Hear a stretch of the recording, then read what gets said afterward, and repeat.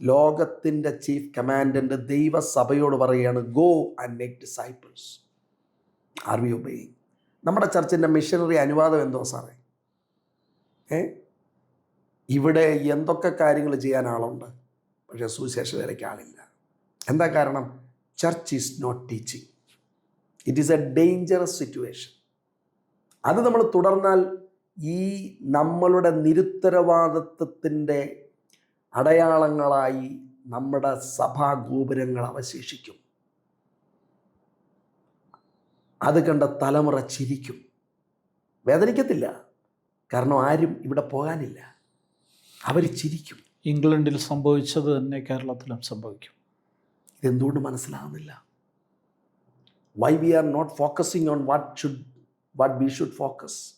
എന്തുകൊണ്ട് നമ്മുടെ പ്രൈമറി പർപ്പസിനെ നമ്മൾ തിരിച്ചറിയുന്നില്ല? സഭയ്ക്കുള്ളിലുള്ള ആളുകൾക്ക് വേണ്ടിയുള്ള മാത്രമല്ല. ഒരു ദൈവദാസൻ പറഞ്ഞു, church is an agency which is existing for the wellbeing of its non members. നമ്മൾ നിൽക്കുന്നത് നമ്മുടെ ചുറ്റുപാടുമുള്ളവർക്ക് വേണ്ടിയാണ്. അങ്ങനെ ആയിരിക്കണം. ചർച്ചിനുള്ളിൽ നടക്കുന്ന ഒരു ട്രെയിനിങ്ങാണ്. അല്ലാതെ എല്ലാ തവണയും നിങ്ങളെ ദൈവം അനുഗ്രഹിക്കും, നോ നോ നോ നോ. നമ്മൾ എത്രയോ അനുഗ്രഹിക്കപ്പെട്ടു. പണമാണോ അനുഗ്രഹം? അല്ല.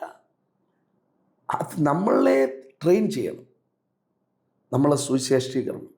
ഒരു % ഓഫ് ആളുകൾ നമ്മുടെ യങ്സ്റ്റേഴ്സിനെ പോകത്തില്ലേ? തീർച്ചയായിട്ടും പോകും. We should teach them, we should train them, we should give emphasis on them. Every week ചർച്ചിലൊരു മിഷൻ ചലഞ്ച് ഉണ്ടാകണം. എബി മാത്യു ഒരിടത്ത് പോയി പ്രസംഗിച്ചാൽ പറയാം, പുള്ളിക്ക് വരെ പണിയൊന്നുമില്ല, പുള്ളി പോയി ഞങ്ങളുടെ ഭാവിയും കളഞ്ഞ് പോകത്തില്ലെന്ന് പറഞ്ഞു. പക്ഷേ ആ ചർച്ച ലോക്കൽ സഭയിൽ തന്നെ പ്രസംഗങ്ങൾ ഉണ്ടായാൽ മോനെ ഞങ്ങൾ കൂടെ ഉണ്ടാ. ഇവിടത്തെ ഓഫീസർക്ക് കിട്ടുന്ന ഫെസിലിറ്റി നിനക്ക് അവിടെ കിട്ടും. നീ പോകുമോ? ഞങ്ങൾ ഇതിനെ കാണാൻ വരും. They will go.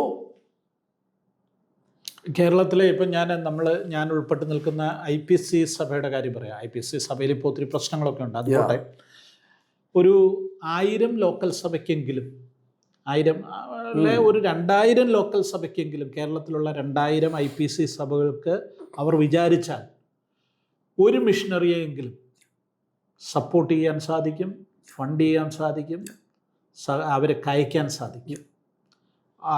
ഒറ്റയടിക്ക് 2000 മിഷണറിമാരെ ഇന്ത്യയുടെ വിവിധ ഭാഗങ്ങളിൽ അയക്കാൻ സാധിക്കും. പക്ഷെ അതിനുള്ളൊരു സ്ട്രാറ്റജി ഉണ്ടാക്കാനോ അത് ജനത്തെ മോട്ടിവേറ്റ് ചെയ്യുവാനോ നമ്മുടെ ലീഡേഴ്സിന് സാധിക്കുന്നില്ല എന്ന് പറയുന്നത് വളരെ നിരാശാജനകം. ഞാൻ PM സാറിൻ്റെയൊക്കെ പ്രസംഗങ്ങൾ കുമ്പനാട് ഇങ്ങനെ മുഴങ്ങിക്കേൾക്കുന്നത് ഞാൻ ഓർക്കുന്നുണ്ട്.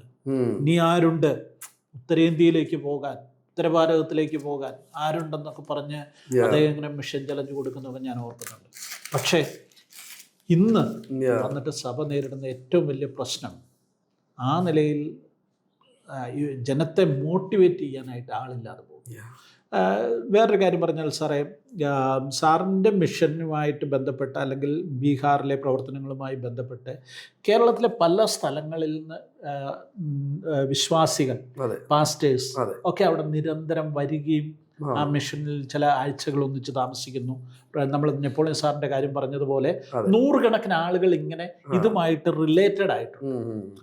എനിക്ക് തോന്നുന്നില്ല കേരളത്തിലെ അല്ല ഇന്ത്യയിലെ ഏതെങ്കിലും ഒരു മിഷനുമായിട്ട് ബന്ധപ്പെട്ട് ഇതുപോലെ മലയാളികൾ കണക്റ്റഡ് ആയിട്ടുള്ള ഒരു ഉണ്ടെന്ന് എനിക്ക് തോന്നുന്നില്ല. എങ്ങനെ സാധിച്ചെടുത്തു സാർ? സാറേ, കഴിഞ്ഞ ദിവസം എന്നോട് ഒരാൾ വന്നിട്ടേ, പുള്ളി അമേരിക്ക താമസിക്കുന്നതാ. പുള്ളി വന്നിട്ട് പറഞ്ഞു, ഒരാഴ്ചയായുള്ളൂ, പുള്ളി പറഞ്ഞു എനിക്ക് നിങ്ങളോട് ദേഷ്യം തോന്നുന്നു പറഞ്ഞു.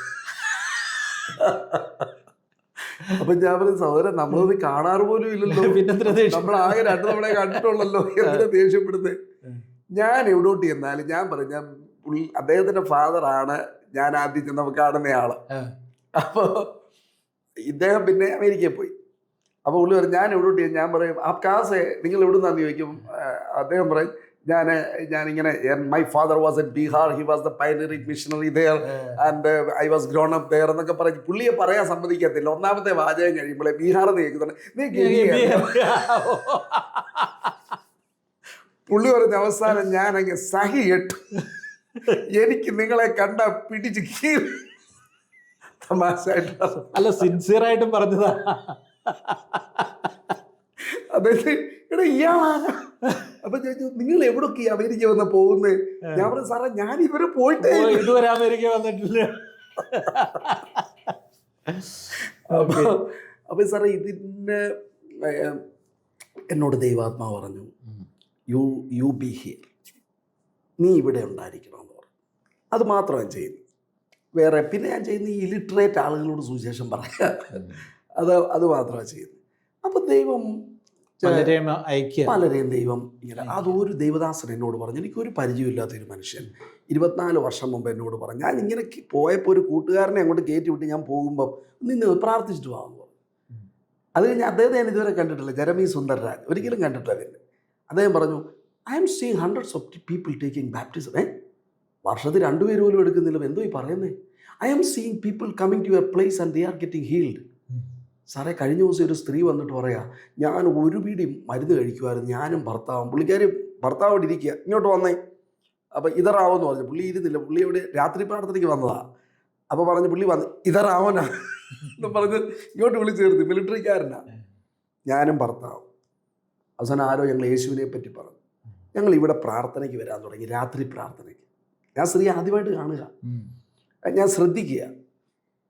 പറഞ്ഞു ഞങ്ങൾ ഇത്രയും മരുന്ന് കഴിച്ചു, ഇത്രയും സ്ഥലത്ത് പോയി, നല്ല സാമ്പത്തിക ഇതൊക്കെ, മിലിറ്ററിയിലെ ജോലിക്കാരനാണ്. പറഞ്ഞു എപ്പോഴാണെന്ന് എനിക്കറിയത്തില്ല, ഞാൻ പ്രാർത്ഥനയ്ക്ക് വന്നുകൊണ്ടിരുന്നു, ഇന്ന് നിങ്ങൾ ഞങ്ങളുടെ വീട്ടിൽ വന്നാൽ ഒരു ഗുളിക പോലും കാണത്തില്ല, യേശു ഞങ്ങളെ സൗഖ്യമാക്കി. അവർ പറഞ്ഞു ഞാനൊരു സ്ത്രീയെ ഇവിടെ കൊണ്ടുവന്ന് കിടത്തി. അപ്പോൾ അയ്യോ ശരിയാണല്ലോ. അപ്പോൾ എന്നോട് ദൈവാത്മാ പറഞ്ഞു ഒരു അരമണിക്കൂറുള്ള ഒന്ന് പ്രാർത്ഥിക്കാൻ പറഞ്ഞു. അവർ അന്ന് ഞാൻ കൊണ്ടുവന്ന് ആ സ്ത്രീ ഇന്നവരെ നടക്കാൻ തുടങ്ങി, ഭക്ഷണം കഴിക്കാൻ തുടങ്ങി. ഇന്ന് അവർ വരുന്നത് എങ്ങനെയാണെന്നറിയാം സാറേ? ഒരു കഥയുണ്ട്, ഒരു മിഷണറി ആഫ്രിക്കയിൽ ഒരു പട്ടിയെയോട്ടോ ചികിത്സിച്ച് അതങ്ങ് സുഖമായി, അതങ്ങ് പോയി. ഞാൻ വെറുതെ ആ പട്ടിക്ക് ഒരു നന്ദിയില്ലല്ലോ ഒന്ന്. കുറച്ച് കഴിഞ്ഞപ്പം 1-2 ആഴ്ച കഴിഞ്ഞ് ഇത് കാല് വയ്യാത്ത വേറൊരു പട്ടിയെ കൊണ്ട് ഇവിടെ വരിക. ഇവര് വരുന്നത് ഇപ്പം വണ്ടി പിടിച്ച് വണ്ടി നിറച്ച ആളുകളുമായിട്ടാണ് വരുന്നത്, പള്ളിയിലോട്ട് വരുന്നത്. നമ്മുടെ വണ്ടി സാറേ കാലിയാണെങ്കിലും അടുത്ത ആളെ കയറ്റത്തില്ല. നമ്മൾ കേരളത്തിൽ നമുക്ക് ദൈവസ്നേഹം നഷ്ടപ്പെട്ടു. ദൈവം നമുക്ക് വേണ്ടി എന്തു ചെയ്തെന്നുള്ളത് നഷ്ടപ്പെട്ടു. നമുക്ക് ബ്ലൗസ് ഇടാൻ അനുവാദമില്ലാത്ത ആളുകളായിരുന്നു നമ്മളെന്നുള്ളത് നമ്മൾ മറന്നുപോയി. ഇവിടുത്തെ ബ്രാഹ്മണ സ്ത്രീകളരികെ ആർക്കും ബ്ലൗസ് ഇടാൻ അനുവാദമില്ലായിരുന്നു, ചട്ടയിടാൻ. ആ സ്ഥിതി ദൈവം മാറ്റി, ദൈവദാസന്മാർ മാറ്റി, മിഷണറിമാരെ ജീവൻ കേട്ടോ. ഈ ചെറി ബ്രദർ പറഞ്ഞിട്ടുണ്ട്, ഇവിടെ തിരുമൂലപുരത്തോ മറ്റോ പോകുമ്പോൾ അയാളുടെ കണ്ണുകൾ നിറയണമെന്ന്. കാരണം അവിടെ വന്ന ആളുകളെ എഴുത്തും വായന അറിയാത്തവരെ പഠിപ്പിച്ചു. കോട്ടയം കേരളത്തിലെ 1ാമത്തെ ലിറ്ററേറ്റ് ജില്ല. മിഷണറി സഹോദരിമാർ വീട്ടിനൊരു കട്ടിലിനടിയിൽ ഒളിപ്പിച്ചു വരുന്ന സ്ത്രീകളെ പിടിച്ചുകൊണ്ടുപോയി പഠിപ്പിച്ചു. മല്ലപ്പള്ളി കേരളത്തിലെ 1ാമത്തെ, ഇന്ത്യയിലെ 1ാമത്തെ ഫുള്ളി ലിറ്ററേറ്റ് താലൂക്ക്, കൈപ്പറ്റ 1ാമത്തെ പള്ളിക്കൂടം പാവപ്പെട്ടവർക്ക് വേണ്ടി തുടങ്ങിയ സ്ഥലം. ഇതൊക്കെ മിഷണറി കോൺട്രിബ്യൂഷനാണ്. ഇതെല്ലാം നമ്മൾ മറന്നു. നമ്മൾ മറന്നതുകൊണ്ട് ചരിത്രം അത് മറന്നു, രാഷ്ട്രീയക്കാരത് മറന്നു, ഗവൺമെൻറ് മറന്നു, ഇവിടുത്തെ സാംസ്കാരിക നായകർ മറന്നു. ഇന്ന് കേരള നവോത്ഥാനത്തെക്കുറിച്ചൊക്കെ വലിയ പ്രസംഗങ്ങൾ നടത്താറുണ്ട്, വലിയ സെമിനാറുകൾ നടക്കാറുണ്ട്, വലിയ വാചകമടിക്കാറുണ്ട് എല്ലാവരും. ഇതിനകത്തൊന്നും മിഷണറിമാരുടെ പേരുകൾ പറയാറില്ല. പക്ഷേ മിഷണറിമാർ വന്നതുകൊണ്ടും അവരുടെ ത്യാഗപൂർണമായ ജീവിതം കൊണ്ടുമാണ് ഈ നാട് ഇന്ന് കാണുന്ന ഏതെങ്കിലും വികസനം, നവോത്ഥാനം കേരളത്തിനുണ്ടായിട്ടുണ്ടെങ്കിൽ അതുണ്ടായിട്ടുള്ളതെന്നുള്ള നഗ്നമായ യാഥാർത്ഥ്യം. സാറേ അതിനെപ്പറ്റി റിയലി ചർച്ച പഠിപ്പിക്കണം. പീറ്റ് മാവേലിക്കരയിലെ പീറ്റ് അവിടെ കുക്ക് സാഹിബിൻ്റെ പുസ്തകം ഞാൻ വായിച്ചപ്പം അദ്ദേഹത്തിൻ്റെ കൂട്ടുകാരൻ കൊട്ടാരക്കരയിൽ വന്നിട്ട് പറയാ, അയ്യോ എൻ്റെ കൂട്ടുകാരൻ ഇങ്ങനൊരു കുടിലിൽ താമസിക്കുകയോ? അങ്ങനെയൊക്കെ വില കൊടുത്ത ദൈവദാസന്മാർ. നമ്മൾ ഇന്ന് എന്താ ചെയ്യുന്നത്? എന്താ നമ്മുടെ legacy? What is our legacy? നമുക്കൊരു ലെഗസി ഉണ്ട്, പക്ഷെ അത് നമ്മൾ ഫുൾഫിൽ ചെയ്യുക എന്നുള്ളത് ദൈവസഭയുടെ ഉത്തരവാദിത്വം. Teaching is important. Teaching, then going. Leaders പോകണം. അടിയനിതാ കർത്താവെ അളിയനെ അയക്കണമെന്ന് പ്രാർത്ഥിച്ചെന്ന് കേട്ടിട്ടുണ്ട്. അടിയനിതാ അളിയനെ അയക്കണം, അളിയനെ അയക്കണമെന്ന്. ഹിന്ദിയിലൊരു പറഞ്ഞിട്ടുണ്ട്, ഭഗത് സിംഗ് അച്ഛാ ഹേ ലേക്കിൻ ബഗൽവാല ഘർ മേ. ഭഗത് സിംഗ് സ്വാതന്ത്ര്യ സമരത്തിൽ ജീവൻ കൊടുത്തയാളാ, അതെ അദ്ദേഹം കൊള്ളാം, പക്ഷെ അയൽവക്കത്ത് മതിയെന്ന്. എൻ്റെ വീട്ടിൽ വന്ന് മതിയെന്ന്. എന്നെ കാണുമ്പോൾ ആളുകൾ ഒരു മിഷണറി നല്ലതാകട്ടോ. ഒരു മോൻ എന്നോട് പറഞ്ഞതാ ഭയങ്കരമായി പോയി സാറേ. അവൻ പറഞ്ഞു, അങ്കിളിൻ്റെ കഥ പറഞ്ഞ് എൻ്റെ അമ്മ എന്നോട് പറഞ്ഞു, മോനെ നീ ഒരു മിഷണറി ഡോക്ടറാകണം, നീ പഠിച്ചൊരു ഡോക്ടറാണ്, മിഷണറിയാണ്. ഇവൻ എന്നോട് പറയാം ഒരു യൂത്ത് ക്യാമ്പിന്, അങ്കിളെ ഞാൻ പഠിച്ച് ഡോക്ടറായി. ഞാൻ അമ്മയോട് പറഞ്ഞു, അമ്മയെ ഞാനൊരു മിഷണറി ഡോക്ടറാകും. അതൊന്നും വേണ്ട, നീ വല്ലപ്പോഴും ഒരു ക്യാമ്പ് അങ്ങ് നടത്തിക്കൂ, അത് മതി. ഇവൻ എന്നോട് ഇൻഡയറക്റ്റ്ലി പറയും, എൻ്റെ അമ്മയുടെ ഹിപ്പോക്രസി ഉണ്ടോ, നമുക്കെല്ലാം കുഞ്ഞുണ്ടാകുന്നതിനെ കൊണ്ടുപോകും പാസ് എടുക്കുക പ്രാർത്ഥിക്കണം, ഇവരുടെ മിഷണറിയാണ്, മിഷണറി ഡോക്ടർ. അവസാനം ഇവൻ പഠിച്ചൊരു കുഞ്ഞുണ്ടായി കഴിയുമ്പോൾ ഇവനൊരു കുഞ്ഞുമായിട്ട് വരും. ഇവനിപ്പോൾ ഡോക്ടറായി, പക്ഷേ ഇവൻ അവിടെ നിന്നല്ല, ബാംഗ്ലൂരാ അല്ലെങ്കിൽ വേറെ എവിടെയോ. ഇവൻ ഈ കുഞ്ഞുമായിട്ട് വന്നിട്ട് ഇവൻ പ്രാർത്ഥിപ്പിക്കുക. ഇവൻ്റെ അമ്മ പറഞ്ഞ അതേ പ്രാർത്ഥന, ഇവനൊരു മിഷണറി ഡോക്ടറാകണേ. ഇങ്ങനെ hypocrisy cycle if continuing, what will happen? Yes. അപ്പം ലീഡേഴ്സ് പോകണം. നമ്മുടെ പ്രധാനമന്ത്രിയൊക്കെ ലേയിലും ലഡാക്കിലും എവിടൊക്കെയാണ് പോയി ഈ തണുപ്പത്തും നേവിയുടെ കപ്പലിലൊക്കെ പോയി ആളുകളെ കൈ കൊടുക്കുന്നത് എന്തിനാ? To promote. സാറേ, ഒരു 30% time leaders council members they should spend in mission field.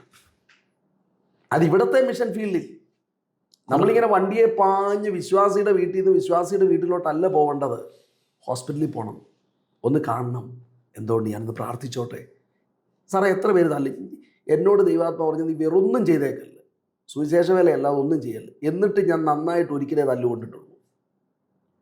ഒരിക്കലും ഒരാൾ എന്നെ ഇങ്ങനെ കയറി പിടിച്ചു, ഒരുത്തർ ഓടി വന്നിട്ട് പിടിച്ചു, ഞാൻ തല്ലുകൊള്ളാൻ തയ്യാറായി. ഇങ്ങനെ പിടിച്ച് എന്നെ ആരും സഹായിക്കാൻ ആരും വന്നില്ല.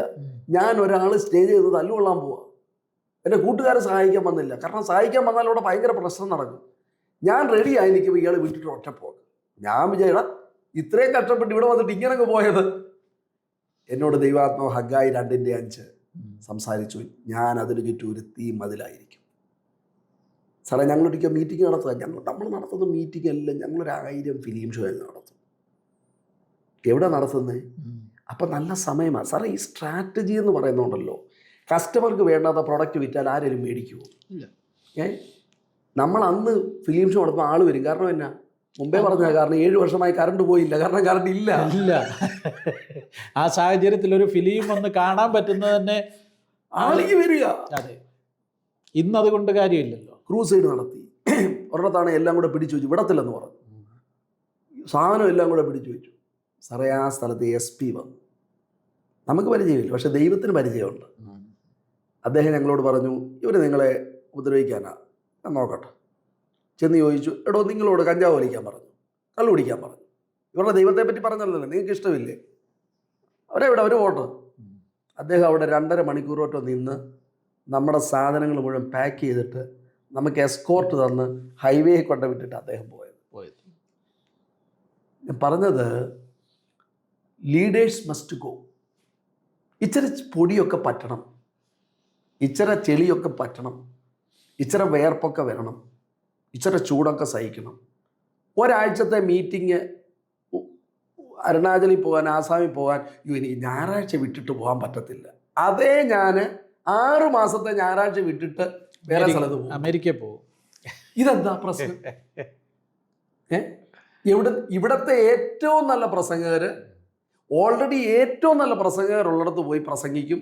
അവരിവിടെയും വന്ന് പറയും. ഇവർ രണ്ടുപേരും പോകുന്നു വിശ്വാസികളുടെ അടുക്കുന്നത്, വിശ്വാസികളുടെ അടുക്കലോട്ട് പരസ്പരം പുറംചൊറിയുന്നതാണ്. കാരണം നീ എന്നെ വിളിച്ചാൽ ഞാൻ നിന്നെ വിളിക്കാം. ഇതെന്തുവാ? ഇതെന്താ ആത്മഭാരമാണ്? ഇത് വിശ്വാസികൾ ചെയ്യുമ്പം വിശ്വാസികളും സഭയെ കൊല്ലുകയാണെന്ന് മറക്കരുത്. ഞാനൊരു നല്ല പ്രസംഗകനാണെങ്കിൽ ഒരു 7 വർഷം നല്ല ചർച്ചിൽ ഇരുന്നില്ലേ, ഇനി ഒരു വർഷം സബറ്റിക്കൽ എടുക്കുക. സാറേ, യേശു പ്രസംഗിക്കുകയല്ലായിരുന്നു, യേശു പ്രവർത്തിക്കുകയായിരുന്നു. ഫീൽഡിലായിരുന്നു. യേശു ഫീൽഡിലായിരുന്നു. യേശു ഫീൽഡിൽ നിന്നുകൊണ്ടാണ് പറഞ്ഞത്, കൊയ്ത്ത് വളരെയുണ്ട്, വേലക്കാരോ ചുരുക്കം. ഞാൻ ഫീൽഡിൽ ഒരിക്കലും പോകാതെ പറയാം, കൊയ്ത്ത് വളരെയുണ്ട്, വേലക്കാരോ ചുരുക്കം. അവർ പറയാം, അച്ചായൻ ആദ്യം ഒന്ന് പോകും. തമാശാക്കുക സാറേ. എൻ്റെ അഭിപ്രായം ഇതാ, ഒരു 7 വർഷം. എൻ്റെ കൂട്ടുകാരൻ ഓർത്തഡോക്സുകാരൻ പറഞ്ഞു, അദ്ദേഹത്തിൻ്റെ ചർച്ച 1000 പേരുള്ള വിശ്വാസികളുടെ ചർച്ച 1000 മെമ്പേഴ്സുള്ള ഓർത്തഡോക്സ് ചർച്ചിൽ അവർക്കൊരു അപ്പോയിൻമെൻ്റ് ഉണ്ടെങ്കിൽ അടുത്തത് 30 പേരുള്ളിടത്തായിരിക്കുമെന്ന്. ഞാൻ എടുത്തു ചോദിച്ചാൽ അതങ്ങനാണോ? ആണെന്ന് പറഞ്ഞു. ഞാൻ 300-ൽ നിന്ന് 500-ൽ 500-ൽ നിന്ന് 1000-ൽ 1000-നപ്പുറത്തുണ്ടെങ്കിൽ അങ്ങോട്ട്, ഇല്ലെങ്കിൽ ഞാൻ ആ സഭയിൽ നിന്ന് ഒരു 10-20 പേരെ പിടിച്ചോണ്ട് അപ്പുറത്ത്, അടുത്ത് അതിനെ മുറിച്ചപ്പുറത്ത്. ഇതൊക്കെ ആരും കാണുന്നില്ലേ? നമ്മൾ പറഞ്ഞ് യൗവനക്കാർ ചർച്ച വരണം. എന്തിനു വരണം? എന്ത് കണ്ടിട്ടാണ് അവർ വരുന്നത്? ഈ പരസ്പര മത്സരമോ, ഈ സെൽഫിഷ്നെസ്സോ? എൻ്റെ കാര്യമാണ് ഞാൻ പറയുന്നത് സാറേ, ഞാൻ എൻ്റെ കാര്യമാണ് പറയുന്നത്. ഞാൻ കണ്ട കാര്യമല്ല, ഞാൻ ചെയ്യുന്ന കാര്യം. I'm not telling about others. നമ്മുടെ മക്കൾ, എൻ്റെ മോൻ കൈയടിക്കത്തില്ല കേട്ടോ. ഞാനിങ്ങനെ ഇരുന്നിട്ട് ഇടയ്ക്ക് നോക്കി ഇവനെ ഇങ്ങനെ കൈയടിച്ച് എന്നാൽ കൈയടിക്കത്തില്ല. അവൻ്റെ ഞാൻ വീട്ടിൽ വന്ന്, നീ എന്നടാ കൈയടിക്കാഞ്ഞേ, നീ ഒരാൾ അവിടെ കൈയടിക്കാൻ. ഇവൻ എന്നെ ബോധിപ്പിക്കാൻ വേണ്ടി ഞാൻ പിന്നെ എനിക്കൊരു കാര്യം മനസ്സിലായി. ആഞ്ഞ് കൈയടിക്കുന്ന എന്നെക്കാട്ടിൽ അവൻ്റെ മനസ്സ് ശുദ്ധമാണ്. ഈ കൈ ഇങ്ങനെ ആഞ്ഞടിക്കുന്നത് നല്ലതാ, പക്ഷെ കൈയടി മാത്രമേ ഉള്ളെങ്കിലും. ഇതൊക്കെ ഈ മക്കളും ഒക്കെ കാണുക സാറേ. നമ്മളുടെ കുഞ്ഞുങ്ങളെ, അടുത്ത തലമുറ സുവിശേഷ വേലയോട് പ്രതികരിക്കണമെങ്കിൽ പലതരത്തിലാണ് പ്രതികരിക്കാം. നമ്മുടെ കാപട്യം ആദ്യം മാറ്റണം. സാറിൻ്റെ മോന് മീഡിയയിൽ ഹെൽപ്പ് ചെയ്യുന്നു, ഇറ്റ്സ് പാർട്ട് ഓഫ് മിനിസ്ട്രി. ഞാൻ പറഞ്ഞത് എല്ലാവരും ഒരേപോലെ. എൻ്റെ മോൻ ചിലപ്പോൾ ട്രാക്ട് കൊടുക്കുകയല്ലായിരിക്കും, he may be involving in something else. എൻ്റെ മോനൊരു വീട്ടിൽ ചെന്നപ്പോണ്ടല്ലോ, ഒരിടത്ത് ചെന്നപ്പം അവൻ ചുമ്മാ അങ്ങോട്ട് കയറിപ്പോയപ്പം കുറേ ഇങ്ങനെ വീഡിയോ എടുത്തു കേട്ടോ, ചുമ്മാ. അപ്പം റൂഫില്ലാത്ത ചർച്ച് എന്നും പറഞ്ഞു, റൂഫ്ലെസ് ചർച്ച്. അതിന് റൂഫില്ല, അതിനിങ്ങനെ ഏതാണ്ട് കെട്ടിവെച്ച് അതിങ്ങനെ പറന്ന് നടക്കുന്ന ഒരു ഫോട്ടോ അവനങ്ങ് എടുത്തു. അത് ഞാനൊരു സത്യം പറഞ്ഞാൽ ഒരു ചർച്ച് പണിയാനെന്നും പറഞ്ഞു 2-3 പേര് എന്നോട് പറഞ്ഞു. കാരണം എന്നാ, വൃത്തിയുള്ള ഒരു ഫോട്ടോ കിട്ടി, ഒരു വീഡിയോ കിട്ടി. അത് ഞാനെടുത്താലോ ഞാനൊരു അച്ചായനോട്, അച്ചായ ഞാനൊരു പടം വിട്ടായിരുന്നില്ല, ചർച്ചിൽ കാണിച്ചോ? ഇല്ല കാണിച്ചു. എൻ്റെ അച്ചായ, ഞങ്ങൾ ഇത്രയും വിഷമിച്ചൊരു ഫോട്ടോ എടുത്തിട്ട് എന്നെ ചർച്ചിൽ കാണിക്കാൻ. എബി, അത് കാണിച്ചാൽ നിങ്ങളെ പറ്റിയുള്ള ഇമേജ് പോകും. അപ്പം ഈ സുവിശേഷ വേലയെന്ന് പറയുന്നത് എല്ലാവരും വേണം.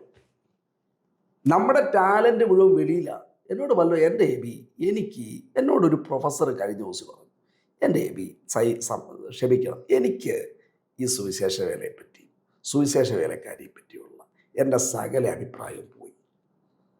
എനിക്ക് മനസ്സിലായി ഇതെല്ലാം ഒരു തരം നാടകമാണ്. ഞാൻ അദ്ദേഹം എന്നോട് പറഞ്ഞ് ഞാൻ പറയുന്നതേ ഉള്ളൂ, എന്നോട് ക്ഷമിക്കണം. എനിക്ക് മനസ്സിലായി ഇതെല്ലാം ഒരു തരം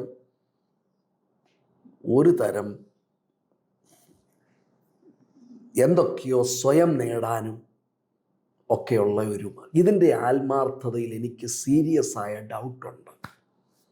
ഇതിനൊക്കെ ഉത്തരം പറയേണ്ടത് ഞാനാ, എന്നെപ്പോലുള്ളവരാ. ഇതിങ്ങനെ ആയെങ്കിൽ അതിൻ്റെ ഉത്തരവാദിത്തം ഞാനാ, എന്നെപ്പോലുള്ളവരാ. അപ്പം നമ്മൾ മാതൃക കാണിക്കണം. നമ്മൾ സൗകര്യങ്ങളുള്ളടത്തേ ഇരിക്കത്തുള്ളൂ. സാറേ, NDA നാഷണൽ ഡിഫൻസ് അക്കാഡമി, നമ്മുടെ അഭിനന്ദൻ സാറൊക്കെ പൈലറ്റ്, അദ്ദേഹത്തിൻ്റെ ആ ടെസ്റ്റൊക്കെ പാസ്സാണ്. 7 ടെസ്റ്റോറ്റോ സാറേ. അത് പഠിച്ചു കഴിഞ്ഞാൽ അവരെ എന്നെ AC കമ്പ്യൂട്ടർ റൂമിൽ ഇരുത്തുകയാണോ? നോ, പറത്തിക്കോളം പറയും ബോർഡറിലോട്ട്. അവിടെ വെടിവെച്ച് വീണു. അതാണ് സാറേ ലീഡർഷിപ്പ് എന്ന് പറയുന്നത്. അതാണ് ചർച്ചിൻ്റെ ലീഡർഷിപ്പ് എന്ന് പറയുന്നത്. ക്രൂശ് എടുത്തു പോയ ഒരാളുടെ അദ്ദേഹമാണ് നമ്മുടെ റോൾ മോഡൽ. അത് നമ്മൾ പ്രസംഗിക്കണം, അദ്ദേഹം ചെയ്തത് പ്രസംഗിക്കണം. ഇല്ലെങ്കിൽ അപ്പച്ചനില്ലാതെ അപ്പച്ചൻ്റെ ബർത്ത്ഡേ നടത്തിയ പോലെ ഇരിക്കും. അപ്പച്ചനകത്തെ മുറിയില്ല, പാവം പട്ടിക്ക് കൊടുക്കുന്ന പാത്രത്തിൽ ചില ചോറും കൊടുത്ത് അവിടെ ഇരുത്തിയിട്ടുണ്ട്. ഇവിടെ വലിയ ആഘോഷം, ഇവിടെ ഭയങ്കര ആഘോഷമാണ് അപ്പച്ചൻ്റെ പേരിൽ. കാരണം അപ്പച്ചൻ മെലിഞ്ഞിങ്ങനെ ഇരിക്കുക, അപ്പച്ചൻ വന്നാൽ ഗ്ലാമർ പോകും. മനസ്സിലായി. ഗ്ലാമർ ഇല്ലാത്ത ഒരാൾ ദേ അവിടെ തൂങ്ങി കിടക്കുന്നു. അദ്ദേഹം പറഞ്ഞത് ചെയ്യണമെങ്കിൽ ഗോ ടേക്ക് ദ ക്രോസ്.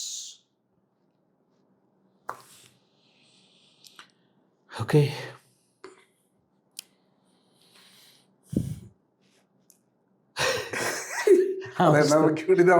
ആവശ്യത്തിനായി ഇതെവിടെ അവസാനിപ്പിക്കണം സത്യത്തെ എനിക്കറിയത്തില്ല. വല്ലാത്തൊരു വെല്ലുവിളിയാണ് ഈ ബിസാർ നമ്മുടെ മുൻപിൽ തുറന്നു വച്ചിരിക്കുന്നത്. നമ്മുടെ മനസാക്ഷിയോട് ഈ വീഡിയോ എത്ര പേര് കാണുമെന്ന് എനിക്കറിയത്തില്ല. അവസാനം വരെ കാണുന്നവരോട് ഞാൻ പറയട്ടെ, നമ്മുടെ ശുദ്ധ മനസ്സാക്ഷിയുള്ള എല്ലാവരുടെയും മുൻപിൽ ഡോക്ടർ എ.ബി.പി. മാത്യു തുറന്ന് സംസാരിച്ചിരിക്കുകയാണ്. നമ്മുടെ മുൻപിൽ നമ്മൾ കാണുന്നതും നമ്മൾ പരിചയിച്ചു വന്നതുമായ രീതികൾ മാറേണ്ടിയിരിക്കുന്നു, നമ്മുടെ സ്ട്രാറ്റജികൾ മാറേണ്ടിയിരിക്കുന്നു, നമ്മുടെ മനോഭാവം മാറേണ്ടിയിരിക്കുന്നു, നമ്മുടെ കപടത നമ്മൾ എടുത്ത് കളയേണ്ടിയിരിക്കുന്നു. ദൈവസന്നിധിയിൽ സാറിപ്പോൾ പറഞ്ഞതുപോലെ ഒരു ഭംഗിയുമില്ലാതെ ക്രൂശിൽ കിടന്നവൻ്റെ അനുയായികളാണ് നമ്മൾ നമ്മുടെ ബിൽഡിങ്ങുകൾ, നമ്മുടെ പള്ളികൾ മനോഹരമാക്കുന്നു, നമ്മുടെ രീതികളെല്ലാം മനോഹരമാക്കുന്നു, കംഫർട്ട് സോണുകളിൽ മാത്രം നിൽക്കുവാനായിട്ട് നമ്മൾ ശ്രമിക്കുകയാണ്. അതിനപ്പുറത്തേക്ക് അത് ബ്രേക്ക് ചെയ്ത് പോകുവാനുള്ള വലിയൊരു വെല്ലുവിളിയാണ് ഡോക്ടർ എബി നമ്മുടെ മുൻപിൽ തന്നിരിക്കുന്നത്. എബി സാറ് തുടർന്നും നമ്മളോട് സംസാരിക്കും. മേ ബി ഒരു 2 മാസത്തിനുള്ളിൽ വീണ്ടും നമുക്കൊന്നുകൂടെ ഇതേപോലെ ഇരിക്കുവാൻ സാധിക്കും. ഒരുപക്ഷെ ഞാൻ ചിന്തിക്കുന്നത് ബീഹാറിൽ വെച്ച് നമുക്ക് ഷൂട്ട് ചെയ്യാൻ പറ്റും.